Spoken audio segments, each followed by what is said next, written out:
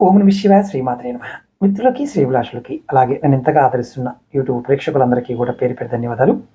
మిత్రులారా, మీ అందరికీ పరాదేవత ఎల్లవెల్లలా మీతో ఉండి మీ మనోవాంఛ నెరవేర్చాలని మనస్ఫూర్తిగా కోరుకుంటున్నాను. ఈ షార్ట్ వీడియోలో ఆయుష్ పెంచుకోవడానికి మన పూర్వీకులు చెప్పిన ఒక తేలికైన పరిహారం, చాలా తేలికైంది. ఉదయం పూట విష్ణాలయ దర్శనం చేసి ఆ పైన తులసి తీర్థాన్ని తీసుకొని గోవిందనామాలు చదివి చివరిగా ఆయుష్ దేవతాయ నమః, ఆయుష్ దేవతాయ నమః అని స్మరించాలి.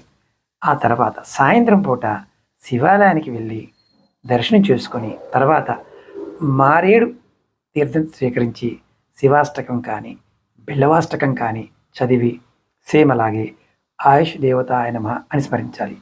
ఇలా స్మరించడం వల్ల మృత్యుదేవతలు అంటే మనని మృత్యువు కమ్మలించే ముందు ఈ 5 లక్షణాలని మనుషుల్లో ఉన్నాయి కాబట్టి ఆ చూసి ముందుకు పంపిస్తుందన్నమాట.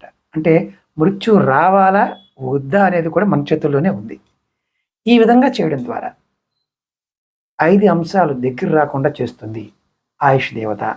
అంటే శివాలయం, ఆలయాల్లో గోవిందనామాలు, మనం అలాగే శివాలయంలో బిల్వాష్టకం లాంటివి చేసిన చక్కగా వారి జీవితాల్లో ఎటువంటి అనారోగ్య సమస్యలు రాకుండా మృత్యుదేవత కూడా వారికి దూరంగా ఉంటుంది, పూర్ణ ఆయుష్తో వారు జీవిస్తారనేది మన పెద్దలు చెప్తూ ఉంటారు. ఈ విషయం తెలిసిన వారు ఖచ్చితంగా కామెంట్ చేయండి. ఓం నమః శివాయ శ్రీమాత్రే నమః.